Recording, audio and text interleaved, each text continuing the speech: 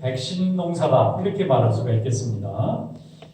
한 해 만에 백신이 나올 거라고 아무도 예상하지 못했던 것은 그동안 백신을 개발했던 역사를 보면은 20년, 30년이 돼도 백신이 나오기가 굉장히 어려워서 수십 년이 돼야만 얻었던 그런 경험 때문에 이 코로나 바이러스 백신이 정말 오래 나올 수 있을까 이렇게 걱정을 했는데 정말 나왔습니다.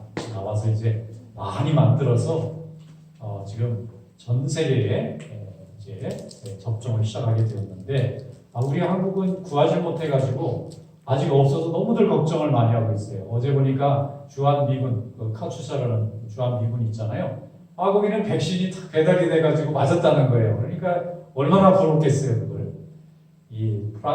필리핀 대통령이 있어요. 두테르테라고. 이름도 좀 이상한데. 그분은 백신을 미리 주문을 못했는지 백신을 못 구했대요. 그러니까 미국에서 백신 안 주면 미국하고 국교 단절하겠대요.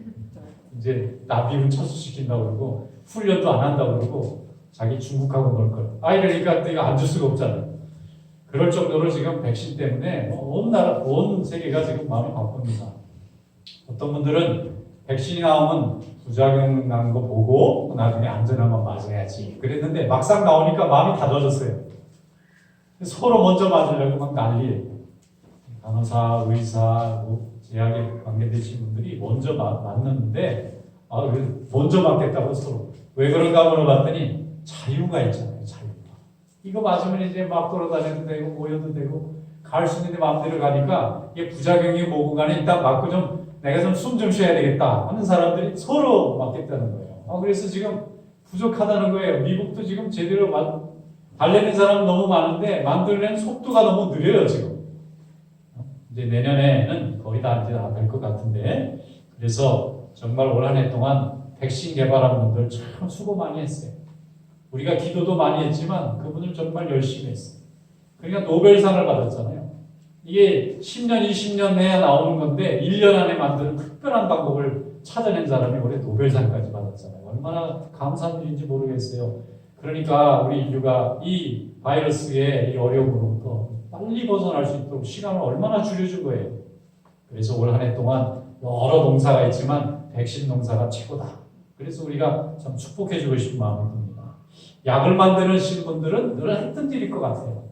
아침에 일어나면 저녁까지 약 만드는 일만 하잖아요. 그분들은. 어쩌면 이거는 자기들이 그냥 늘상 하는 일인데 모든 사람이 괴로워하니까 빨리 이걸 해방시켜줘야 되겠다는 사명감을 가지고 일을 하니까 하나님이 지혜를 주셔서 오래 걸릴 걸 그냥 한 해 만에 만들어낼 수 있도록 하나님에게 도와주시잖아요. 이렇게 재능이라는 것은 각자 자신이 가지고 있는 거지만 하나님이 주시는 것인 줄 믿습니다. 성경 말씀에 보면은 재능을 탤런트라고 돼 있어요. 우리가 탤런트가 있다고 그러잖아요. 근데 마태복음에 그대로 써 있어요. 그 주시는 주인이 재능대로 사람을 불러서 3명의 이 종에게 5달란트, 2달란트, 1달란트를 줬는데 그게 영어로 보면 그대로 달란트입니다. 그러니까 결국은 인간이 가지고 있는 달란트라는 것은 누가 주셨다는 거지 자기가 저절로 경험해서 얻었다 이렇게 말할 수도 있지만 하나님의 말씀에는 누군가 하나님이 누구에게 정해서 주셨다는 거예요. 그래서 그 재능을 가진 사람들은 열심히 열매를 맺어서 칭찬받아야 돼요.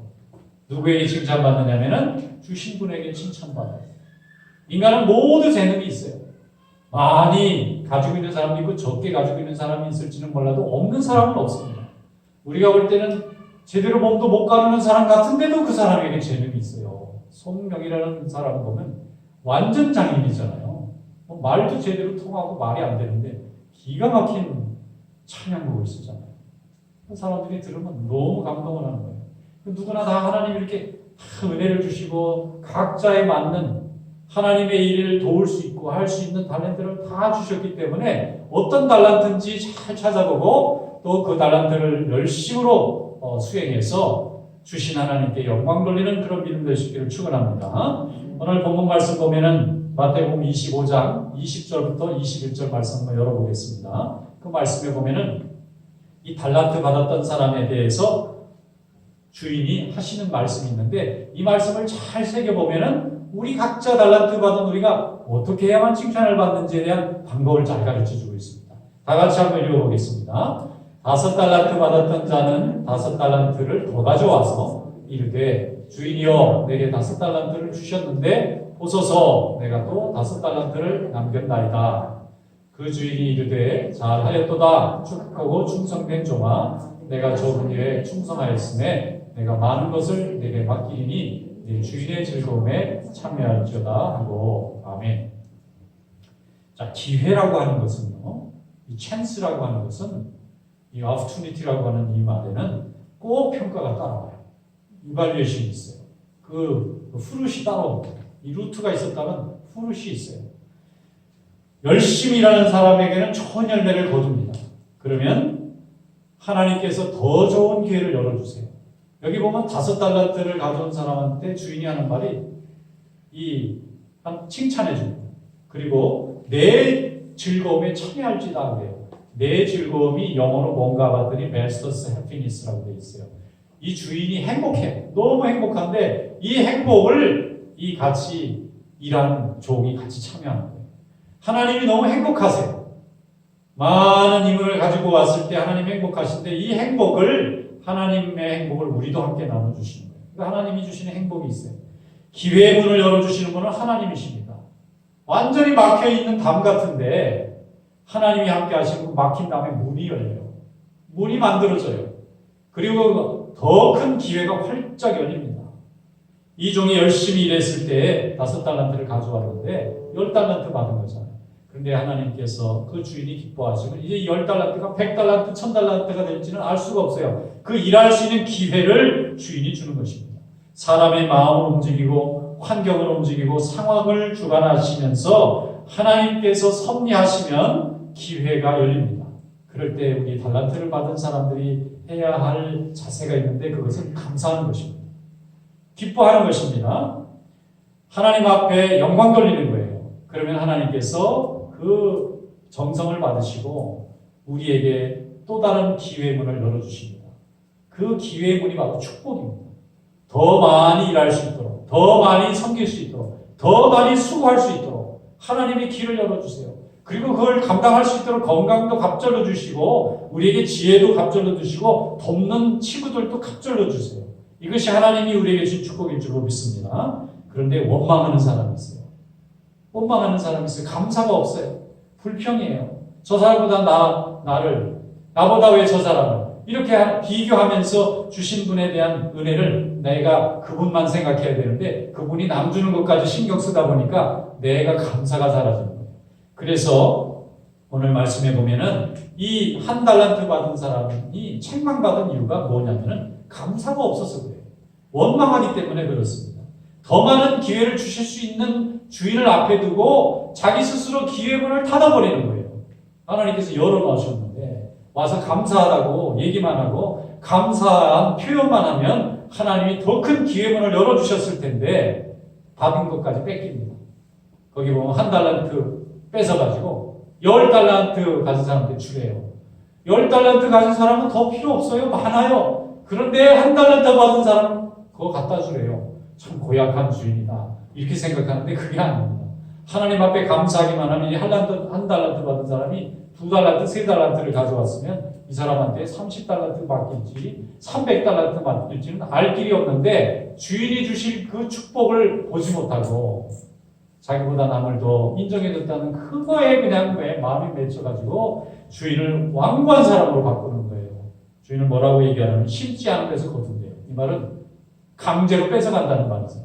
자기가 노력하지 않고도 뺏어간다는 말 아닙니까? 그러니까 악한 사람, 속이는 사람, 못된 사람이라는 얘기예요. 너무 주인이 못돼서 내가 무서워서 이거를 아무것도 못하고 그냥 숨겨놨다가 돌바꿨다. 주인의 것을 받으셨나이다. 그러니까 주인이 악하고 게으름종이라고 그러거든요. 적게 가까워서 문제를 삼은 게 아니라 주인을 악하다고 말하기 때문에 그러는 내가 너에게 선을 베풀었거늘 너는 어떻게 나를 악하다고 그러느냐. 그래서 잃어버렸다는 것입니다. 항상 하나님 앞에 감사한 믿음 될 수 있기를 축원합니다. 감사하면 기회의 문이 또 열립니다. 근데 감사하지 않고 원망하면 기회의 문도 닫혀버립니다. 닫힐 뿐만 아니라 앞으로 받을 수 있었던 많은 하나님의 축복마저도 자기가 다 막아버리는 거예요. 그래서 있던 것까지도 잃어버리는 거예요. 왜냐하면 거기에 또 달란트를 주면 주인이 나를 부려먹는구나. 주인만 이득 보고 나는 고생을 시키는구나. 주인이 맡길 수가 없어요, 이 사람은. 왜냐면 기회를 주는데 감사하는 게 아니고 원망을 하니까 이건 나를 또 괴롭히는구나. 주인이 줄 수가 없잖아요. 저도 감사할 줄 모르고 줄 수도 없고. 그러니까 도로 뺏어서 더 잘하는 사람한테 맡기는 거예요. 여러분, 그것은 사람을 평가한 것이 아닙니다. 하나님께서 우리에게 주신 그 은혜에 대한 감사와 고백이 있으면 하나님도 기뻐하는 거예요. 이것이 하나님의 행복입니다. 주신 분의 즐거움이 뭐냐? 내 주인의 즐거움이 뭐냐? 감사하고 기뻐하면 주인은 너무 기쁜 거예요. 내가 정말 보람이구나. 내가 이 모든 내 자녀들에게 이 준 많은 축복을 너무 좋아하는구나. 기뻐하는데 이 기쁨을 뺏어가 버리는 거예요. 이 한 달란트 받은 줄. 그래서 우리는 이 주님의 비유를 들을 때마다 한 달란트 받은 종에게 너무 생각이 많이 미쳐 있는데 사실은 5달란트 받은 종하고 2달란트 받은 종을 좀 많이 생각해야 해요. 한 달란트 받은 종이 뺏긴 거는 아유 잘못해서 뺏겼구나 그리고 위로받을지 모르지만 2달란트 받은 사람, 5달란트 받은 사람을 잘 연구하면 우리도 그렇게 축복받을 수 있을 줄로 믿습니다. 한 분이 사업을 하시는데 거래를 이렇게 하시잖아요. 이렇게 주문을 하는 경우가 있는데 어떤 때는 이렇게 주문을 주면은 너무 고마워가지고 너무 고맙다고 어떻게 이렇게 나를 이렇게 챙겨주느냐고 좋다 그러면서 막 이렇게 납품을 하는 사람인데 어떤 분은 항상 불평이 막 왜 이렇게 적게 주느냐고 다른 사람은 많이 주는데 나는 왜 이렇게 적게 주느냐고 그러니까 매해 주면서 아이고 나중에 힘드니까 더 못 주겠다는 거예요. 마음 같아서는 좀 도와주고 싶은데 왜 이렇게 나는 적게 주느냐고 자꾸 그러니까 그것도 한두 번이지 나중에는 아유 저도 고마워할 줄 않고 자꾸 불평하고 그러니까 자기도 힘들게 지금 도와주려고 하는 건데 근데 고맙다고 날마다 오는 사람은 더 도와주고 싶은 거예요. 그래서 성경 말씀대로 그대로 마찬가지라는 거예요. 하나님 앞에 날마다 믿음이 있기를 축원합니다. 그 믿음 안에서 감사가 있기를 축원합니다. 사람에게는 실력이 있다고 그러는데 실력이라는 게 특별히 더 있고 덜 있고 그런 게 아닙니다. 감사하는 게 실력이에요. 감사 잘하면요 자꾸 기회가 와요. 기회가 오면 자꾸 경험이 쌓여요. 경험이 자꾸 쌓이면 분별력이 생기고 판단력이 생기고 안목이라는 게 생겨요. 인사이트가 나타나요. 이렇게 하면 이게 일이 되겠구나. 근데 기회를 자꾸 경험하지 못하면 서투를 수밖에 없어요. 기회를 많이 경험한 사람이 전문가가 되는 거예요. 그래서 성공하는 것입니다. 그래서 하나님 앞에 우리가 받은 것을 감사함으로 순종하고 충성할 수 있기를 주님의 이름으로 축원합니다. 우리가 자녀들을 다 길러보지만 항상 야단만 치고 책망하는 분이 있더라고요. 날마다 야단만 치고 날마다 그냥 버럭버럭 하니까 나중에는 자식들이 다 도망가서 나타나질 않아요. 명절이 되는데 혼자 우두커니 앉아있는 거야. 나중에 늘 쓸쓸하고 고독한 마지막을 보내는 거예요. 왜냐하면 그렇게 뿌렸으니까. 화내고 그냥 야단치고. 그 아이가 잘 되라고 하거든요. 아이가 20 넘으면요 다 성인이에요. 다 분별할 줄 압니다. 20 넘은 사람은 어떻게 야단을 쳐요? 이해를 시키고 고맙다고 그래야 되는데 이게 이해가 안 되면 야단치다 보니까 나중에 아무도 모르거든요.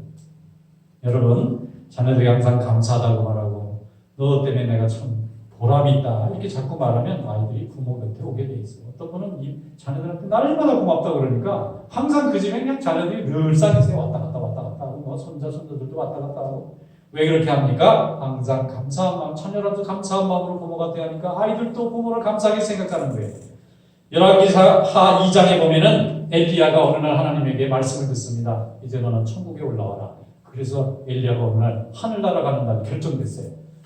우리도 이런 날이 이런 식으로 하늘 날아가고 얼마나 좋을까 싶은데 엘리야만 그런 축복을 받았어요. 엘리야가 언제 올라간다 그러니까 엘리야의 제자들이 많았어요.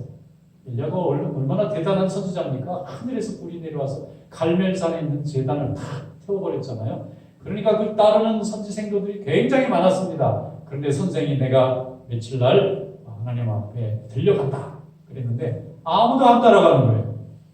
아마 설마 그럴 일이? 이렇게 생각했든지 아니면 내가 뭐 그렇게까지 따라갈 필요가 있나? 이렇게 생각했는데 엘리사라는 제자가 있어요.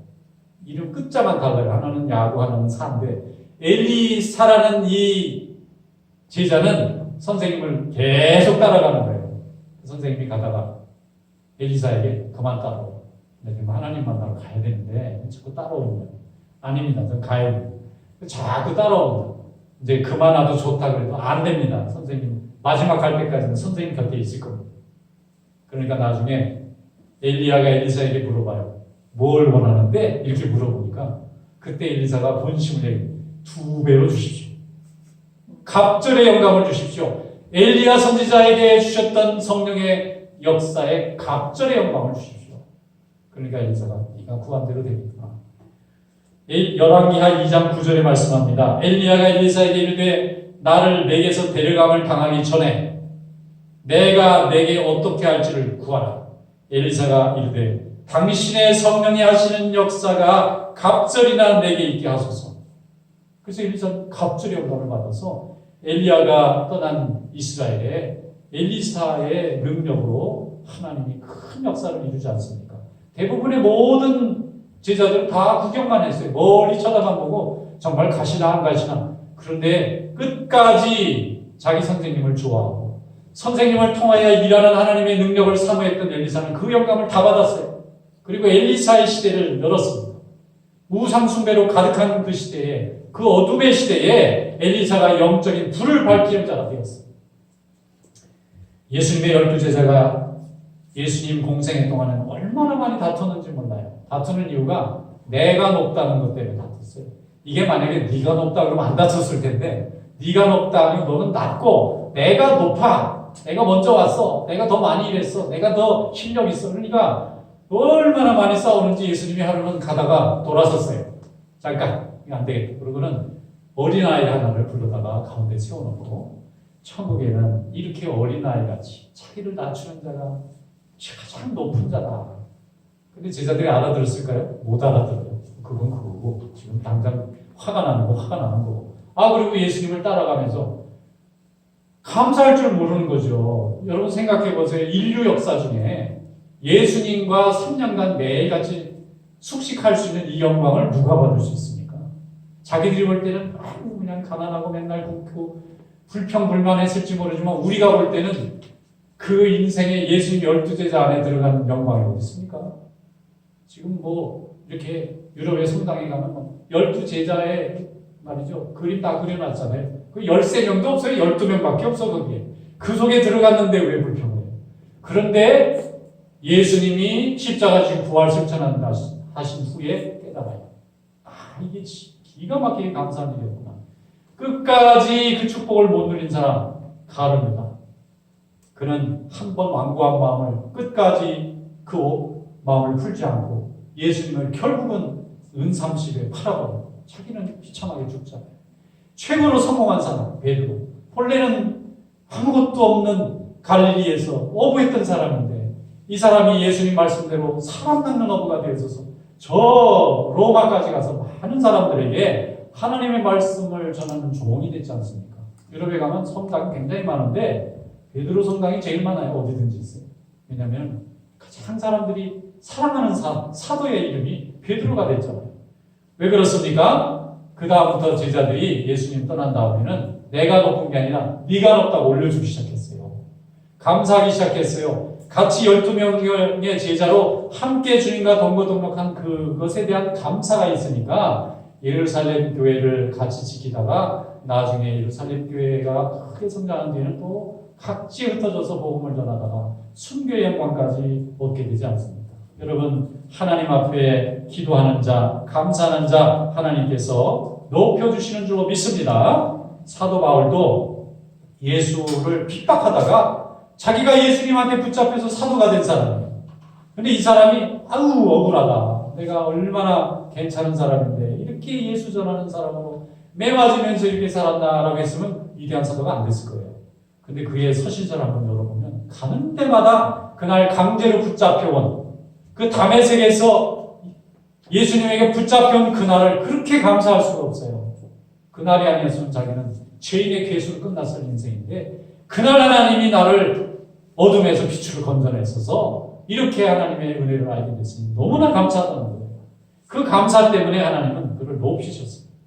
유럽의 모든 사람들이 그의 복음을 듣고 가는 곳마다 복음이 씨앗을 내려서 하나님의 교회들이 생겨났어요. 빌립보서 1장 8절에 그는 이렇게 고백합니다. 내가 예수 그리스도의 심장으로 너희 무리를 얼마나 사모하는지 하나님이 내 증인이십니다. 예수님의 심장을 다 가지고 있습니다. 예수님이 얼마나 좋았으면 예수님 심장이 내 속에 들어왔습니다. 이 심장을 갖고 보니까 모든 성도들을 사랑하고 싶은데 하나님이 나를 인정해 주신다. 그러니까 예수님에 대해서 얼마나 사랑했는지 몰라요. 하나님께서 이렇게 감사하는 사람, 달란트를 하나 줬는데 그 달란트를 귀히 여기고 감사히 쓰는 사람, 하나님이 영광 받으시는 줄 믿습니다. 누가복음과 사도행전을 쓴 사람은 사도가 아니고요, 의사예요. 이 사람은 의사입니다. 의사니까 사람 병 고쳐주고 치료 잘하면 영광과 권세가 따라오고 명예도 부와 명예가 따라오는 사람인데, 이 사람이 어느 날 사도 바울이 죽을 병에 걸렸을 때 만납니다. 이 사람이 뭐 하는 사람인가 하고 자세히 이제 알아봤더니 하나님이 쓰시는 종이잖아요. 그래서 그때에 누가가 하나님 앞에 결단합니다. 내가 이 사람을 따라다니면서 몸을 고쳐주면 이 사람이 복음을 전해서 많은 영혼이 하나님께 돌아오겠구나.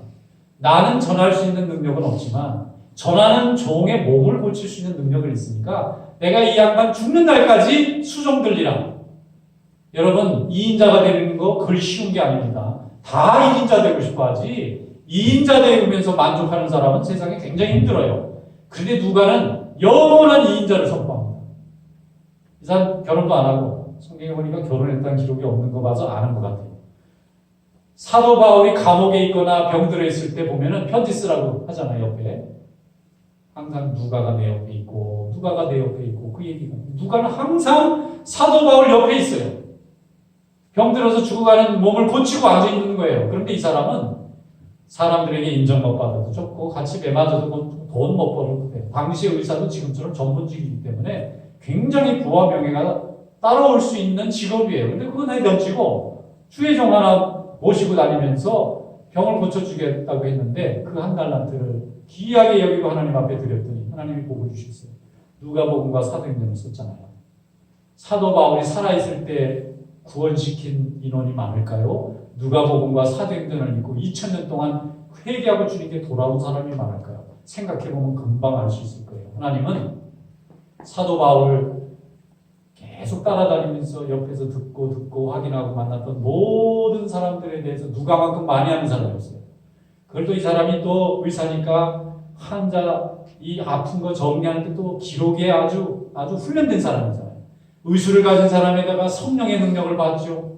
그걸 가지고 자기가 이 헬라어를 잘 쓰는 사람이니까 이걸 써가지고 헬라 세계 지식인들한테 예수님이 누군지 복음이 뭔지를 알려줘야 되겠다는 마음으로 쓴 글이 세계적인 베스트셀러가 되어서 지금은 모든 사람들이 읽고 회개하고 주님께 돌아오는 예수 그리스도에 관한 기록이 되지 않습니까? 하나님이 그를 많은 열매를 얻으십니다. 아마 1개 달란트 받았는데 이 사람은 100개, 1000개, 10,000개를 가진 사람이 됐을 거예요. 하나님이 이렇게 그를 사용하신 줄로 믿습니다. 사도행전 1장 1절로 2절에 보면 읽을 때마다 제가 감동을 받아요. 데오빌로요 이렇게 시작해요. 아마 친구 같아요. 아마 이게 로마식 이름인 거 보니까 친구예요.